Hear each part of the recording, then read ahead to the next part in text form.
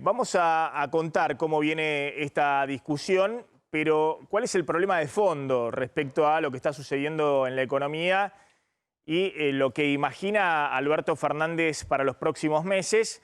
Y si eso está impugnado o cuestionado por Cristina Fernández de Kirchner, que obviamente ha enviado un mensaje muy fuerte, no a través de Bebo Bonafini o a través de personajes, si se quiere, de no mayor relevancia política, sino a través de ella misma. Es decir, ella enviando un mensaje y una advertencia a Alberto Fernández, al presidente de la Nación. Claramente hay enojo, hay malestar, hay, si se quiere, disconformidad por parte del kirchnerismo más duro y tal vez de la propia expresidenta Cristina Fernández de Kirchner respecto a una serie de cuestiones que en este momento están sobre la mesa. La primera tiene que ver con lo que apareció el jueves pasado en la celebración del 9 de julio, del Día de la Independencia, cuando Alberto Fernández sentó en primera fila, busquemos después ahí la foto, pero sentó en primera fila al grupo de los seis, los seis sectores empresarios más poderosos, ya sea la bolsa, la construcción, la Unión Industrial Argentina, los bancos y también la Sociedad Rural Argentina. De hecho, Daniel Pellegrina, el presidente de la Sociedad Rural, estuvo en primerísima fila. Y esa foto, que algunos se preguntan si había sido consultada o no con la expresidenta, todo parece ser que no fue consultada, generó, ahora lo van a ver, mucho enojo y mucho malestar y mucha diferencia ya más explícita respecto a cómo seguir con la política económica y cuál es la política económica de Alberto Fernández. Otra de las cuestiones que está enojando evidentemente al núcleo más duro del kirchnerismo es que el presidente no impulsa como prioridad en este momento en la agenda el impuesto a la riqueza, que en su momento salió como un proyecto de Máximo Kirchner, del bloque del Frente de Todos, y que hoy no está en la prioridad de la agenda legislativa, entre otras cosas porque hay una serie de cuestiones de primerísimo orden en medio de la pandemia y la crisis económica. Por ejemplo, la discusión de una moratoria impositiva y previsional con cientos de miles de pymes detrás reclamando no solamente facilidades, sino asistencia directa por parte del Estado ante el colapso que ha generado la pandemia. Pero es evidente el enojo de un sector más duro del kirchnerismo respecto a que este tema está rezagado y no está en la agenda de Alberto Fernández o no está en la agenda de los ministros. Es evidente eso también en las preguntas que hacen en los canales vinculados con el oficialismo cuando le insisten por qué no se avanza más rápidamente con este impuesto a la riqueza que se había presentado y que después quedó ahí traspapelado en la cola de los proyectos oficiales. También hay enojo con Alberto Fernández por la forma en que dio marcha atrás con la expropiación de Vicentín. El presidente claramente, ahora lo va a contar Carlos, ha dejado esto al margen de su agenda cuando se dio cuenta que había chocado con la resistencia no solamente de los empresarios del propio grupo Vicentín y otros empresarios poderosos, sino también con sectores del campo con el cual el presidente no quiere confrontar. Sectores cooperativos, la Federación Agraria. No quería abrir a Alberto Fernández porque ha tenido en carne propia la experiencia de la 125, una confrontación mayor, sobre todo en este momento que, insisto, tiene como prioridad la crisis sanitaria y el derrumbe económico. Pero la forma en que dio marcha atrás el presidente, quiero ser cuidadoso y respetuoso con esto, pero él mismo diciendo, me equivoqué, no pensé que iba a generar tanta resistencia, pensé que iban a festejar. Y de alguna manera, hoy, en las prioridades del gobierno, dejando este tema totalmente al lado, totalmente de lado, bueno, genera también enojo en el kirchnerismo más duro porque se había presentado como un proyecto cuasi revolucionario que iba a generar la soberanía alimentaria o la posibilidad de que Argentina se hiciese de los dólares que no tiene, una serie de cosas que nosotros dijimos no eran ciertas, no eran relevantes respecto a un proyecto de expropiación de Vicentino, de cualquier cerealera, pero se había presentado así originalmente, si bien después se trató de matizar. Bueno, evidentemente el presidente ha dejado también esta cuestión, si se quiere, archivada o que transcurra dentro de los canales de la justicia provincial, el gobernador Perotti y funcionarias de segundo o tercer orden. Y la otra cuestión que está enojando al kirchnerismo duro es lo que consideran la mano blanda del gobierno con los empresarios por el tema precios.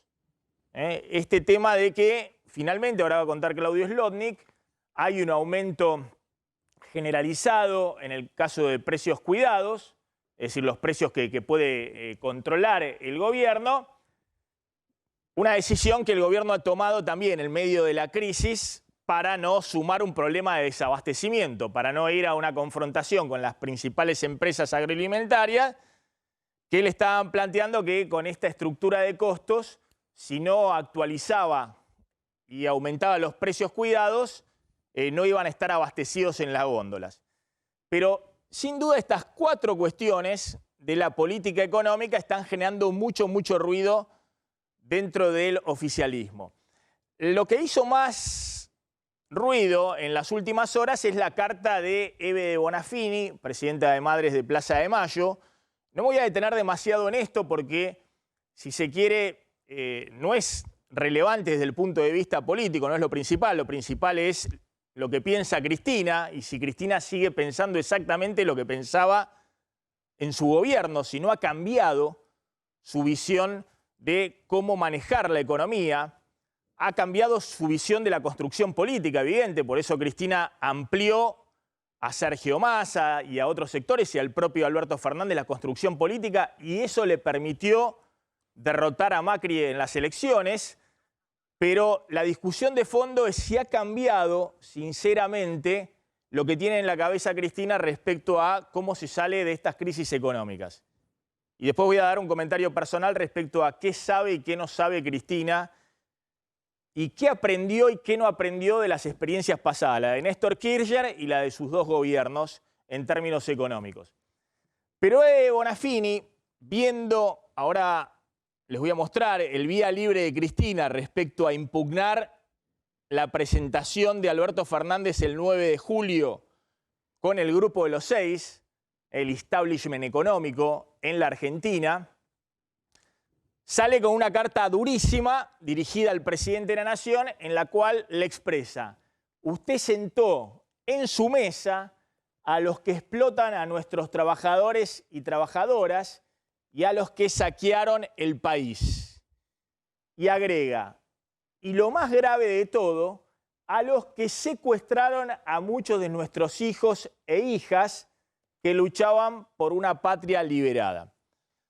El tono de Eve Bonafini es un tono típico de Eve Bonafini, pero de alguna manera había estado con algunas críticas menores hasta ahora, pero había estado muy cauta de impugnar, si se quiere, lo que es el principal desafío de Alberto Fernández, que además de ver cómo se sale de la pandemia, originalmente Alberto Fernández había sido elegido para salir de la crisis económica de Macri de los últimos 2 años. Y si se ve en términos más de perspectiva histórica, sacar a la economía argentina, agrego yo, de un círculo vicioso de los últimos 10 años de estancamiento, en los cuales ya a partir del año 2012 la economía argentina no encuentra un sendero de expansión económica porque se había agotado el modelo de expansión económica del kirchnerismo, que fue muy exitoso durante el gobierno de Néstor Kirchner y hasta el año 2010-2011. Pero desde entonces Argentina convive con el cepo cambiario, la devaluación, la inflación, la caída económica en 6 de los últimos 10 años, incluido también el último gobierno de Cristina. Ahora, ese mandato que tenía Alberto Fernández de salir de la crisis, hasta ahora Alberto Fernández había podido conformar su equipo económico con Martín Guzmán, con Matías Culfas en el Ministerio de Producción, con Mercedes Marcó el Pont en la FIP, es decir, una serie de funcionarios que, sobre todo en el caso de Culfas, de Mercedes Marcó el Pont, no son muy bien vistos en el kirchnerismo duro e incluso la propia Cristina no los tenía en gran consideración respecto a lo que hay que hacer con la economía. Bueno, Alberto Fernández, en este pacto con Cristina, claramente era el que iba a mostrar la fórmula de cómo salir de esa economía, del estancamiento y del derrumbe de Macri. Lo que empieza a aparecer ahora son los cuestionamientos a Alberto Fernández desde el punto de vista de su política económica. Estos cuestionamientos muy duros de Eve apuntan fundamentalmente a la foto del 9 de julio, pero ahora van a ver que detrás de esa foto, que o fue inconsulta o generó un chisporroteo grande con Cristina Fernández de Kirchner, está la propia expresidenta impugnando en un tono muy duro lo que hizo en los últimos días el presidente Alberto Fernández. Bueno, obviamente Alberto Fernández le contestó a Eve Bonafini, pues no podía dejar pasar esto, y dijo un poco lo que es la forma de su gobierno, hacer equilibrio entre todos los sectores, tratar efectivamente de no meterse en la grieta, sino hacer equilibrio entre el sector duro del kirchnerismo y el sector duro del antikirchnerismo-macrismo. Tengo la responsabilidad de todos, de ser el presidente de todos los argentinos. Entiendo al ejercicio de la política como el instrumento que nos permite cambiar la vida de nuestro pueblo. Este gobierno trabaja todos los días para ello y cree en el diálogo para poder avanzar. Esto dijo Alberto Fernández y agregó, se dirige a las madres de Plaza de Mayo: ustedes saben muy bien que en la mesa de este presidente se sienta gente de empresas grandes, medianas y pequeñas, trabajadoras y trabajadores, movimientos sociales, todos y todas, porque esa es nuestra responsabilidad. Obviamente, un presidente que se plantea queriendo sacar a la Argentina de la crisis total en la que se encuentra, y además el otro mandato, Alberto Fernández, por eso es presidente Alberto Fernández y no Cristina, de saldar la grieta, tiene que dar el mensaje de que no gobierna para un sector, sino que gobierna para todos y que por eso convoca a todos, incluido al establishment económico, a las grandes empresas. Es cierto que Alberto Fernández ha abusado de convocar a las grandes empresas en su mesa de negociación. Esto tal vez es un defecto que viene de Kirchner. Kirchner hacía exactamente lo mismo. Y ha dejado marginado en la mesa de negociación, por ejemplo, en esa foto, no había ningún representante de las pymes, que son la gran mayoría de las empresas en la Argentina. Hay 600.000 empresas registradas en la Argentina, el 99% de esas empresas son pymes. No había un solo representante, no había ningún pyme en esa foto del 9 de julio, ninguno. Ninguno es pyme. Y estaba, desde el lado sindical, Héctor Daer, el secretario general de la CGT, no estaba la CTA, que es el sector, si se quiere, más progresista o más cercano, si se quiere, al kirchnerismo dentro de la CGT, que también eso le ha generado a Alberto Fernández una crítica. Pero es cierto que acá, en la convocatoria de lo que mostró Alberto Fernández, quiso mostrar que tenía de lado al establishment, que tenía en su diálogo al establishment económico en la Argentina. Y también es cierto, lo venimos diciendo muchas veces en este programa, que Alberto Fernández no ha convocado él formalmente a los principales representantes de las pymes, ya sean CGERA, CAME, la CGE, que la han reflotado, la Confederación General Empresaria, es decir, a un sector del empresariado que obviamente no está representado ni en la UIA, ni en la Cámara de la Construcción o en los sectores de los bancos o del sector financiero, y tampoco en la sociedad rural argentina.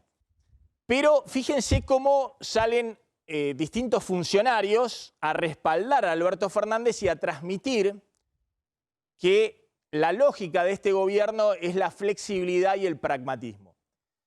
Ojo que la política económica de Cristina no era la política económica de Néstor Kirchner. Y Alberto Fernández ha dicho 1000 veces, más allá de lo que lo pueden ver en los archivos de televisión, nos lo ha dicho muchas veces a periodistas en distintos momentos, cuando él dejó el gobierno, que él tenía otro enfoque de la economía distinto al que llevó adelante Cristina, sobre todo en su segundo gobierno, entre 2011 y 2015. Y que ese enfoque económico, era evidente, de Cristina respecto al 2011-2015, era totalmente distinto al que llevó adelante Néstor Kirchner entre 2003 y 2007. Y eso es cierto, y ahora lo van a ver. Bueno, salió el ministro de Hacienda, Martín Guzmán, diciendo hay que ser flexibles y pragmáticos, un mensaje de acá no valen los dogmas, no valen las ideologías, y sobre todo eso lo expresó con toda claridad el actual ministro de Defensa, Agustín Rossi, que hace un largo hilo de tweets en el cual explica que él ha sido un kirchnerista de la primera hora, que acompañó a Néstor Kirchner, que después acompañó a Cristina Fernández de Kirchner también como ministro de Defensa, que estuvo ahí poniéndole el pecho a las balas en la 125 para votar a regañadiente también o con los dientes apretados la 125, que siempre estuvo cercano a los dos grandes referentes que tiene el kirchnerismo, a Néstor Kirchner y a Cristina, y que cuando lo convocó Alberto Fernández para ser ministro de Defensa lo hizo con el acuerdo de Cristina. Pero fíjense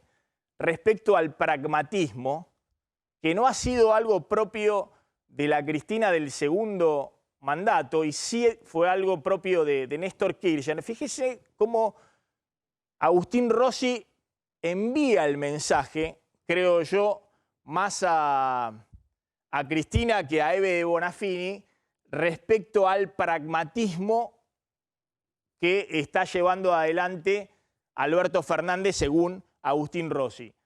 Dice Agustín Rossi, leo, escucho y miro, recuerdo a Néstor Kirchner en 678, en el programa emblemático de la TV pública oficialista durante el gobierno de Cristina, porque le preguntan, recuerdo a Néstor en 678, ¿por qué lo nombró a Redrado en el Central?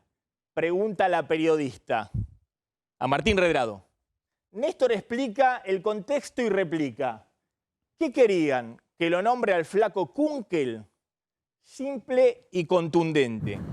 Es decir, está contando Agustín Rossi algo que es así, tal cual lo cuenta el presidente del Banco Central que más duró en las últimas décadas en la Argentina. No sé si es el que más tiempo estuvo al frente del Banco Central. Sí, pero estuvo a punto de cumplir todo Estuvo a punto de cumplir los 6 años al frente del Banco Central, fue Martín Redrado, que Néstor Kirchner lo nombra en el año 2005 o 2004. 2004, después de... 2004. Claro, es decir, lo nombra en el 2004. Y obviamente Martín Redrado venía con una historia, había sido presidente de la Comisión Nacional de Valores de la época de Menem, un hombre muy reconocido en el establishment financiero, es decir, no tenía que ver con un discurso, si se quiere, revolucionario, ni mucho menos. Y era el presidente del Banco Central. Pasaban los ministros de Economía y Martín Redrado quedaba en el Banco Central.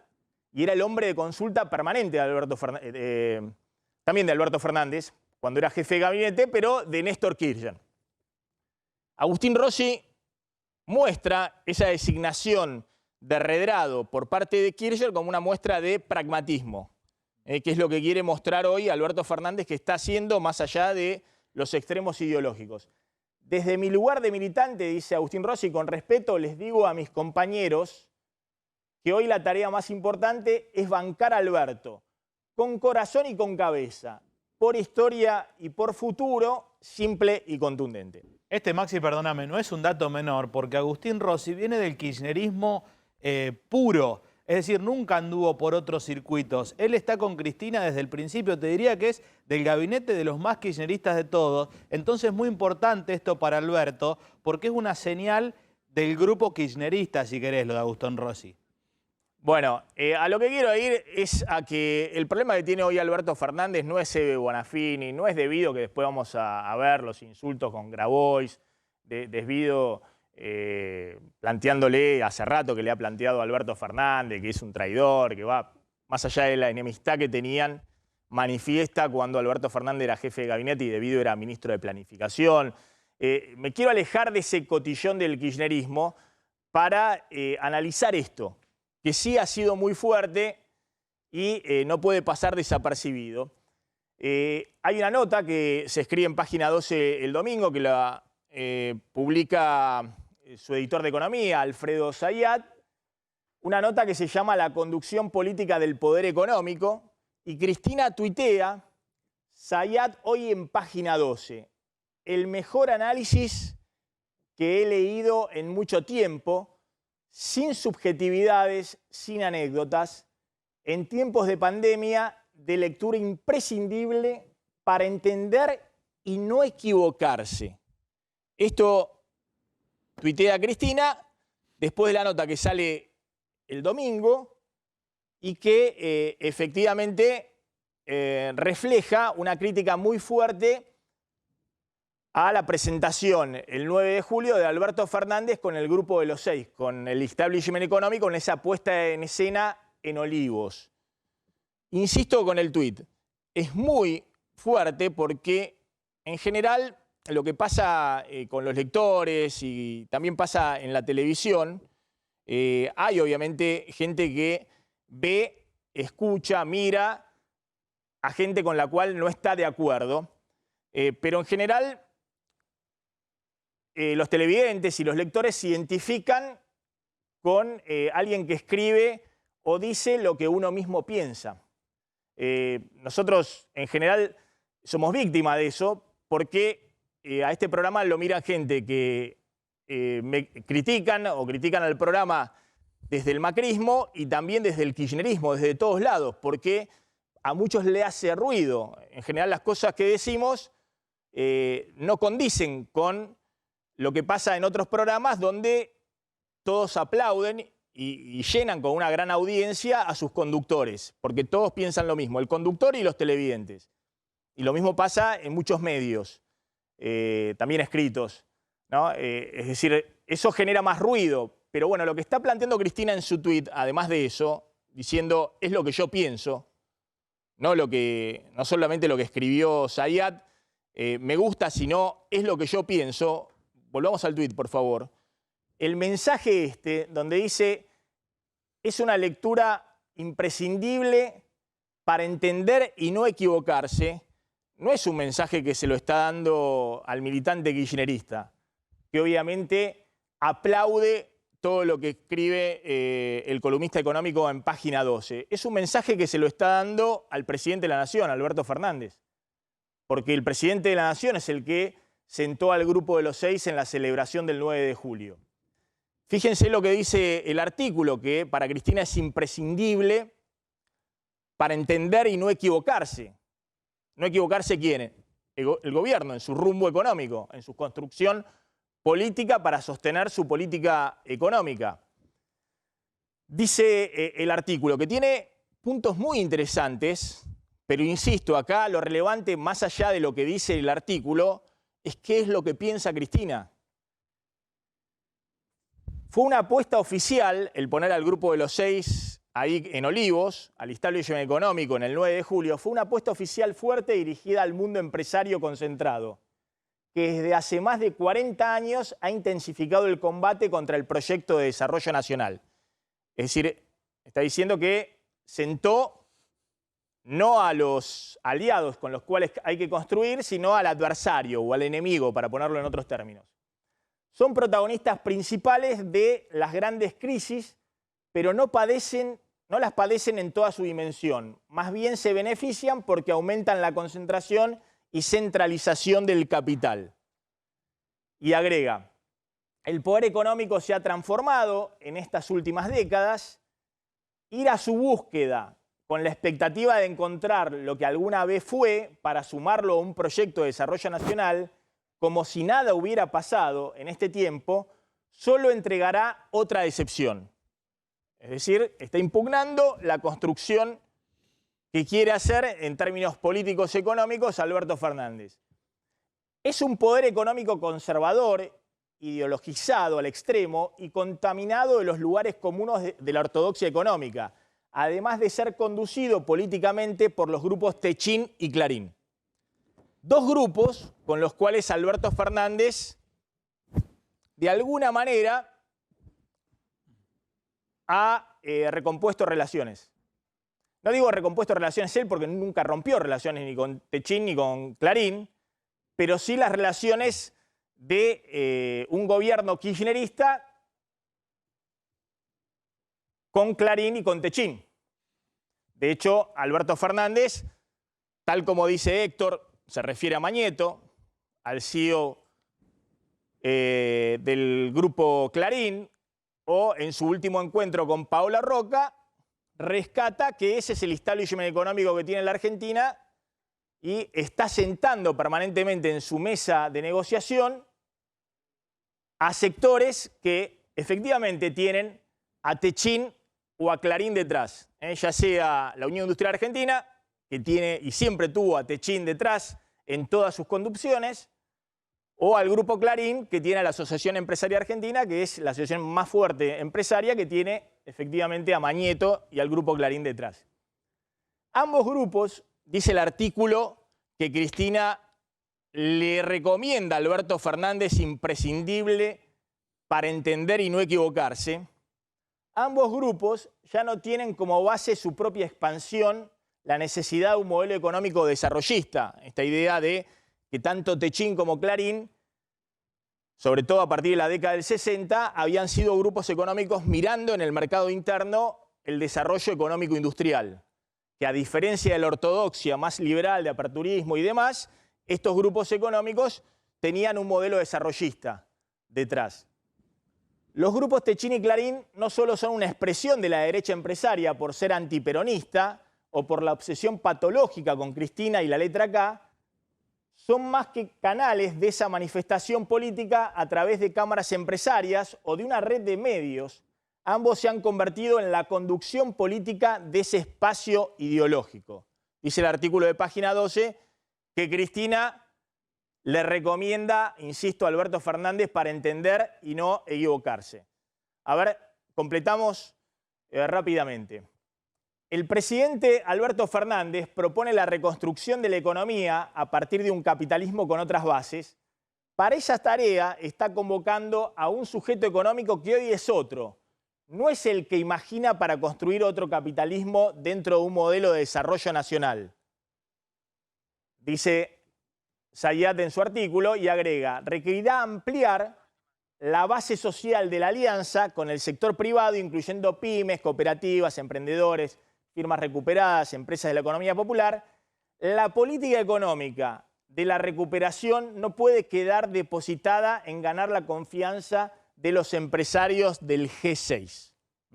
Insisto, este es el tema de fondo, el cuestionamiento por primera vez abierto y muy duro de Cristina, diciéndole no hay que equivocarse respecto a con quiénes se construye la política económica a futuro. Y ahora quiero decir algo yo, más allá de lo que tenga Cristina o no en la cabeza. ¿Qué imagina Cristina? Si imagina Cristina que la economía está en una situación como en el 2003 y que la salida puede ser como el 2003, o que está en una situación como estaba en su primer gobierno, que es incomparable entre 2007 y 2011, donde la economía no tenía los desequilibrios que tiene hoy, o si está como estaba entre 2011 y 2015, donde Cristina, es cierto, a diferencia de Néstor Kirchner, pudo hacer cosas que hoy no tiene ningún margen de maniobra Alberto Fernández para hacer.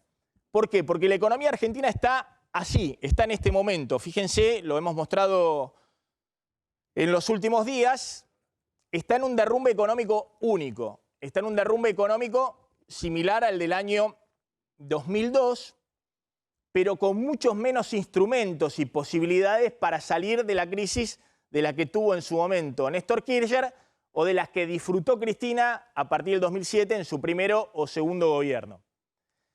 Y el desafío para Alberto Fernández hoy no es cómo embocar el camino de la recuperación. El desafío de Alberto Fernández hoy es cómo hacer en una economía que tiene 45% de inflación, todo el mundo está pendiente de correr al dólar y el presidente está desesperado haciendo nuevamente el juego entre la emisión monetaria, las LELIQ del Banco Central y la tasa de interés para que no haya una devaluación permanente. El desafío que tiene Alberto Fernández es salir de una crisis mayor.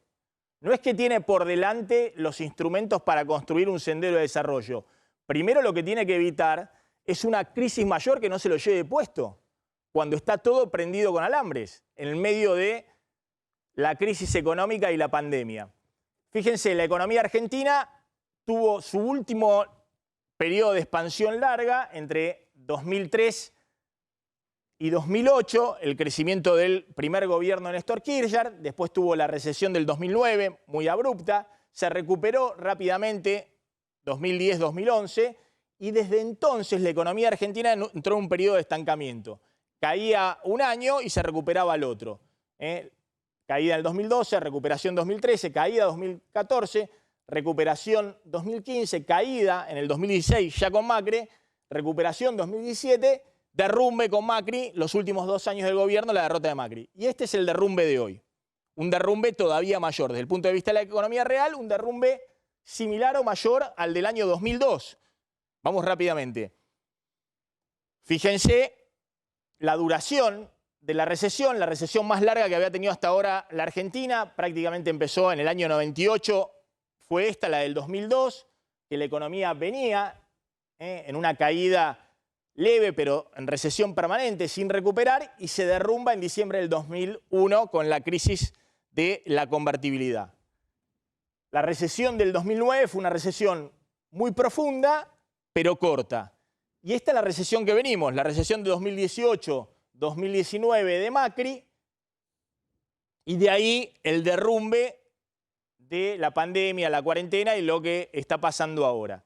Bueno, ¿cómo se sale de esta situación? Está claro que no se va a salir como en otras recesiones. ¿Por qué? Porque, entre otras cosas, venimos contando, hay sectores que no van a poder prenderse rápidamente porque van a seguir con restricciones importantes en los próximos meses según cómo avance la pandemia. Hay sectores, gastronomía, shopping, espectáculos, transporte, turismo y demás que van a seguir apagados. Pero sobre todo, fíjense, hay un escenario totalmente distinto respecto al 2003. En el 2003 vos tenías un tipo de cambio real muy alto, es decir, un dólar muy competitivo y único, un dólar que a valores de hoy sería un dólar de 120, y durante todo el gobierno de Néstor Kirchner se mantuvo alrededor de los 100 pesos, un dólar que le permitió a Kirchner un boom de exportaciones y al mismo tiempo tener una barrera natural de protección frente a las importaciones y una reactivación y creación de puestos de trabajo muy, muy importante. Hoy hay un dólar oficial atrasado de 70 pesos que el Banco Central controla quién se lo quiere llevar de los importadores porque si no le vacían las reservas del Banco Central. La inflación en el primer año de Kirchner fue 3%, inmediatamente después de la recesión que termina en el 2002. La economía tiene 3% de inflación. En el 2003, el primer año de gobierno de Kirchner, Alberto Fernández tiene un 45% de la inflación. Y estamos en la discusión si esto se va a frenar con la recesión, como ha ocurrido en los próximos meses, o si apenas empiece la recuperación se vuelve a disparar la inflación.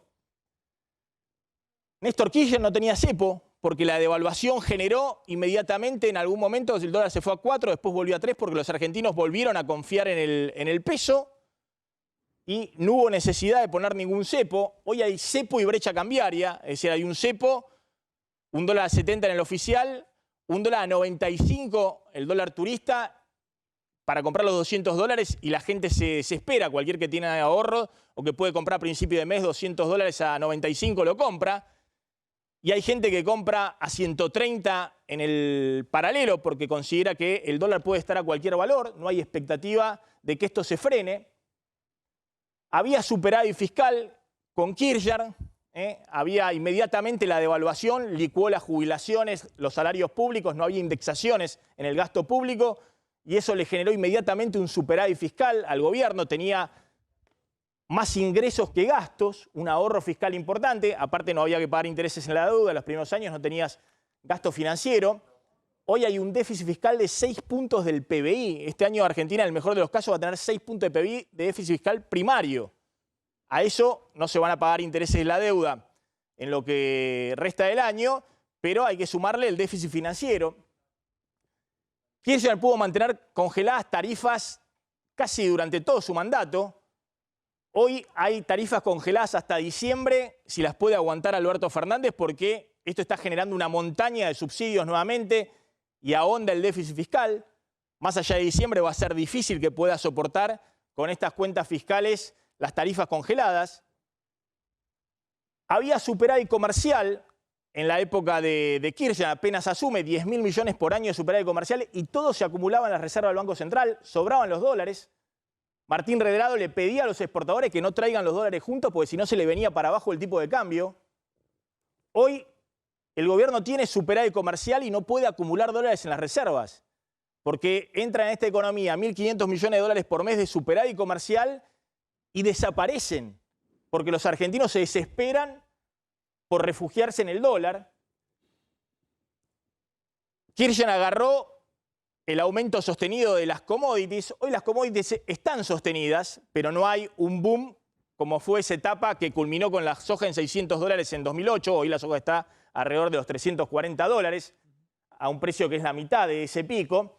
Es cierto que hay baja tasa de interés hoy, como había en el 2003, y la Argentina hoy está en default como estaba en el 2003, y claramente para el gobierno esa es la prioridad, salir rápidamente del default para encontrar una salida, una política económica. Ahora, en medio de todo esto, más allá de con quién se construye y con quiénes no, está claro que Alberto Fernández necesita evitar una crisis mayor.